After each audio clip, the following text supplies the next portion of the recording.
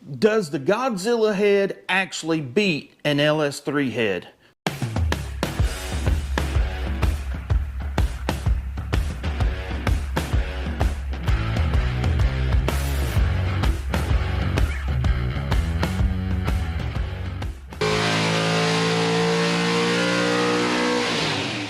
Okay, so I'm back over here at David Vizard's shop.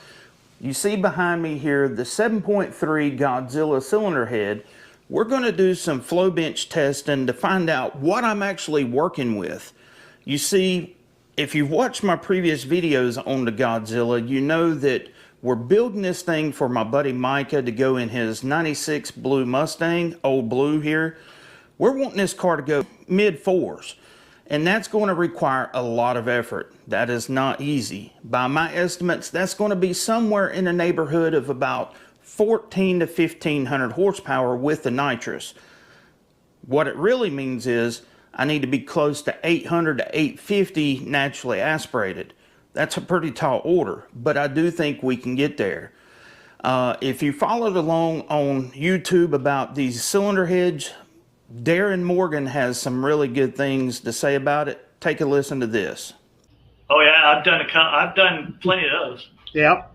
That head has that stock OEM head has pretty good potential. I mean, it'll move 380. The thing with that port is the way the port comes in and twists. What that does is it instills a lot of mixture motion. Vortex. But when you do that, there's a balance. You know, when that piston drops, it hands you so much energy, and I have to utilize that energy as efficiently as possible to get the airspeed up and get the airflow.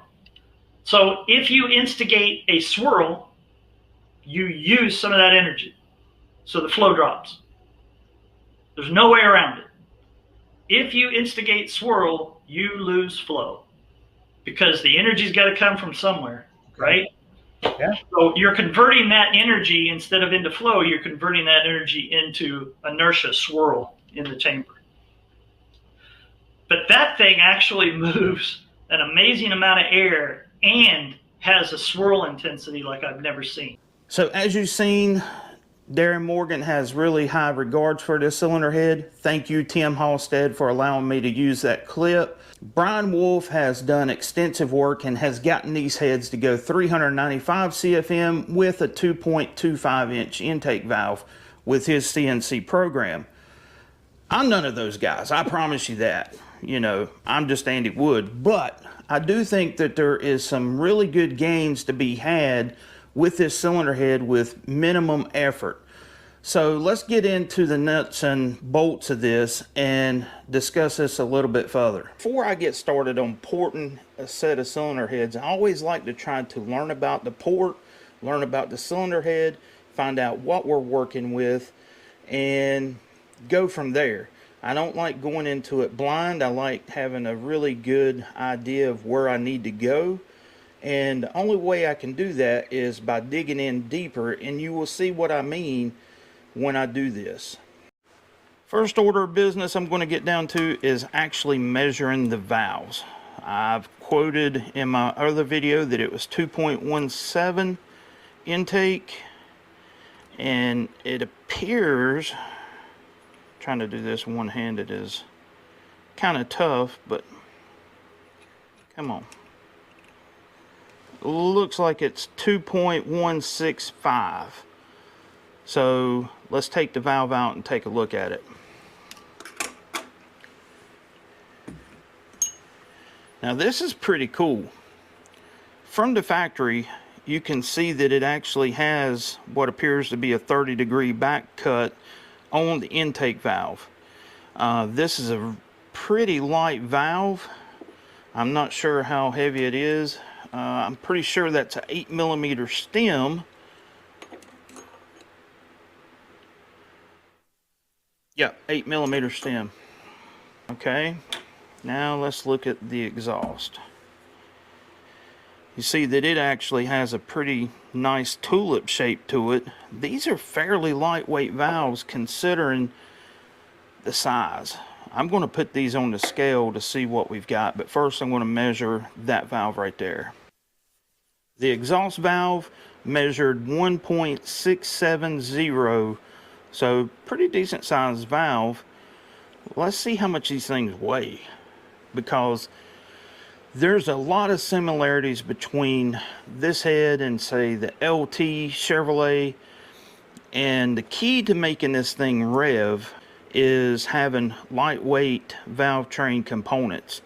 And that is going to be the route that we take for this build. We want to be able to rev this thing 75 to 8,000 RPM. And in order to do that, we're going to need lightweight valve train components.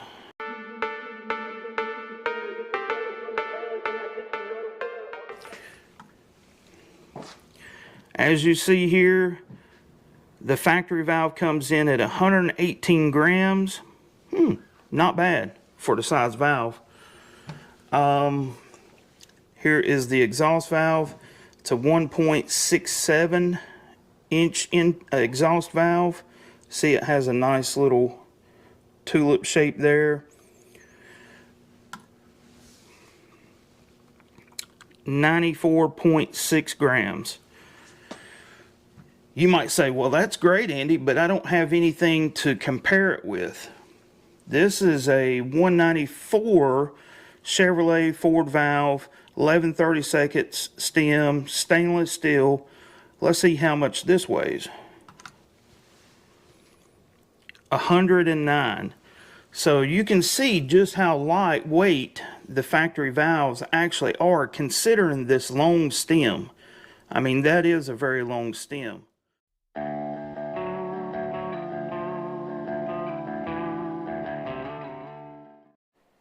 Okay, it may seem like I'm a Godzilla fanboy, and I am. But there actually is something that I like about the LS3 better than this cylinder head, if you can believe that. Let's talk about this right here. The intake mounting flange on the Godzilla, and it goes all the way back to 1991 with the 4.6 liter 2-valve engine. Ever since then, Ford has been mounting their intake flanges like this right here, which means you have a tall intake package. They say that they do it for ring seal and deck seal, whatever the case is. I understand the reason why they do it, but for a racing application, if I were going to spend a ton of money in doing this head, the first thing that I would do, this is just me, is angle mill this down, and that would do three things. One, it would allow me to lower the intake height, which would mean for a much more compact package in the car if I was using, say, like a sheet metal intake manifold. Two, it would straighten out the down leg, because you got to remember, intake sits flat here, and that air has to go in and then make a turn, which means air speeds right around here at the top of the roof is going to be really high. I would straighten that out. Three, by having the shorter intake package, I could make for shorter runners, which could make this engine RPM even higher. Now, with that being said, there's people out there making mega power with boost and NA with these deals, but I'm just saying, for Andy's purposes, if I was money no object, I would actually do that and explore that as a possibility. Even the Gen 3 Hemi has this design now, so there must be something to it. So you might be asking yourself about, why am I saying we're going to compare this to a LS3 head? Well, if you will remember, back last summer, we actually flow tested a set of stock LS3 cast and cylinder heads along with the AFR Enforcer LS3 head. So we actually have the data that we can compare the Godzilla to the LS3. Is it going to be fair? Probably not, but it'll be interesting.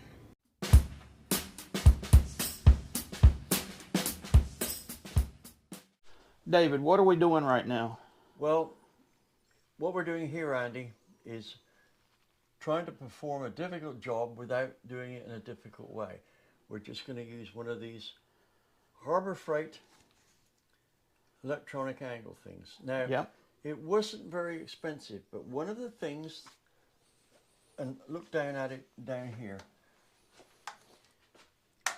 it reads up to tenths. Can you see it? Yes. And you only got to put a feeler gauge underneath one side, and the reading will change correspondingly.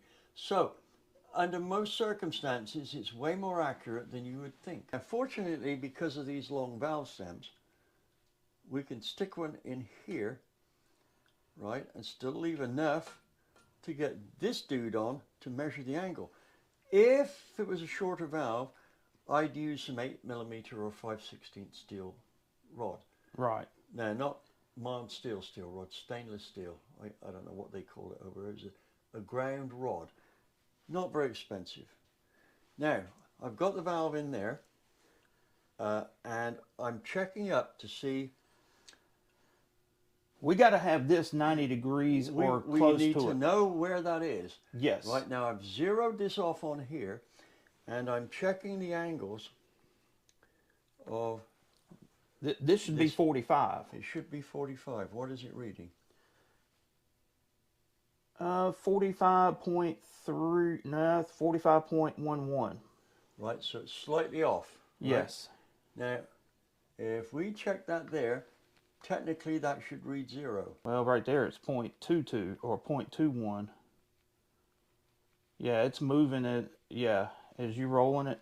So we're fairly close. So anyway, what Andy and I have figured out beforehand is we need to take off 0.08 of a degree on what we read on here to match this. So Let's see what these valve angles are, because I have no idea. right, so now let's put that on there. Looks like we're at 8.44, 8.40 thereabouts. Right, And you what's get that? 8.63. So you got some wiggle room inside the guide. Yeah, I have. Maybe I need to. Looks like 8.53 right there, David. 8.52. Why were we reading 9 before? Right there is 9. There's 8.88, 8.84. Yeah, that'll read. After deciding with all the wiggling around, we figure that the average angle that we read here is just under 9 degrees. So if we correct it with what we measured here, we come out at what, 8.8, no, 8.98 was it, or 8.96? Yes. One of the two. The factory's not going to do it at an odd angle, so we can assume that's a 9 degree deal. And the other point is that measuring valve like this before, we never find the angles exact, right? A 9 degree Brodex head didn't turn out to be 9 degrees. It was a shade off, as measured this way. So I'm assuming the factory can machine more accurate than we can do with this. Yeah. So let's see how much cant the valve has. So we're 2 degrees cant on the exhaust. Now let's try the intake.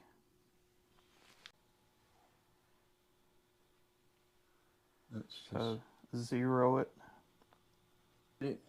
Oh, we can't get it to read 2 there, but I pulled the valve over.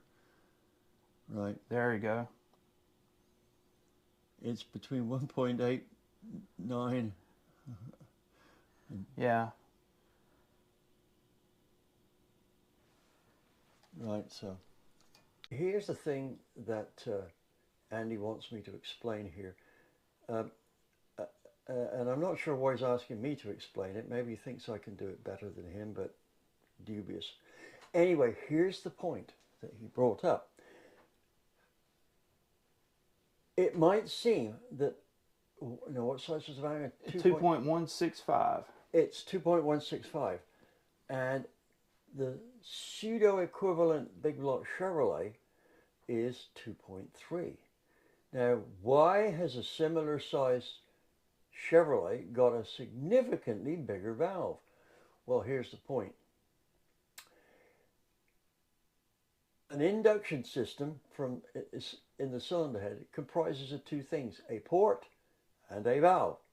You can have a good port and a nicely sized valve, that is the biggest you can get in there effectively, or you can have an indifferent port with a big valve and an indifferent port, or you can have a good port with a valve not big enough. Now, the last case is our head over there. What we've got is an efficient combination of port and valve. So the shrouding and the amount of turn that the port makes as it approaches the valve is a much better situation than a big block. So only at the very beginning of the lift range, where the flow is dependent on the valve and not the port, will the big block be better. As it lifts up, so the port becomes the limiting factor. Well, this 2.165 valve is not going to be limited by the port until we get to pretty high lift ranges. So, and we haven't flowed anything yet, and I've not looked anything up, and I don't think Andy has either. We're going to make a bet.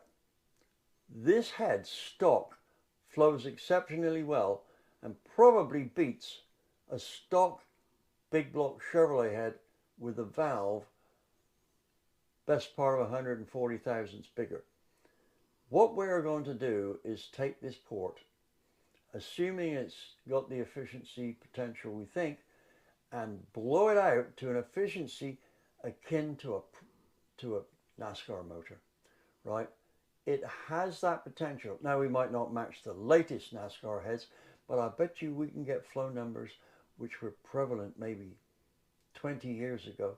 And let's face it, 20 years ago, head development in NASCAR was the pinnacle. So this head has got a lot of potential we have to explore. So if you watch this video this long, you know that this video is already getting longer.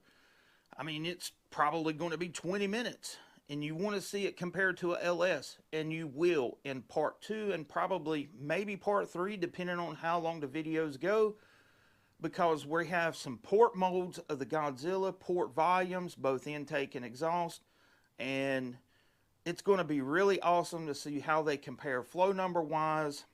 Really, this head compares better, I would think, with the LT, but we had the LS3 head data, and why not use it, right? Very curious about valve angles. I know that there will probably be people online saying, well, that's not it. We're calling it 9 degrees and 2 degree cant. Other sources may call it whatever. Put it in the comments what you think the valve angles are, but we're going to get into the nitty-gritty about making this combination an all motor / nitrous build, the modifications that we need to make to the combustion chamber to soften it up so that it will actually give us a real tuning window, because as I see it right now, over 12-to-1 compression is no problem with a flat top piston. That's a good thing for us. Now, what are you going to get to see? You're going to get to see the flow data between the two heads. You're going to get to see both heads compared on David's IOP program. And once again, I want to give a shout out to Charlie Savidio, because he was actually up here and flowed the AFR Enforcer head, and then I flowed the stock head along with John Wilburn. So yeah, we had a good time. I think it was about maybe a year ago now that I've had time to think about it, but regardless, the long block is down at Daniel Powell's shop, Powell Machine. You need to go subscribe to his channel because he's doing R&D work on this Godzilla engine. He is wanting to develop products, a product line for this engine, which once he's finished, then we will actually get the long block back, and then the process can start on the build. Now, this build is going to take some time. I've got Casper to deal with. You know, Casper is probably top priority right now. Number 2 is the Mission Impossible 318 Mopar build that's coming up. And then 3 is the Godzilla. The Godzilla is a long-term plan, but you will be seeing installments of the Godzilla development as it happens. So if you're not subscribed, I hope you go ahead and click that subscribe button so that you can follow along with this journey with this Godzilla engine. Like I said, once we get the engine built, it's going to be put on the Race Engine Challenge dyno, find out what it makes naturally aspirated, and then we're going to crack open the little nitrous bottle and really try to make some power. But in order to do that, subscribe, like, share, do all that good stuff, and we will make it happen. So until next time, this is Andy from Unity Motorsports Garage. Thank you so much for watching. I will catch you later.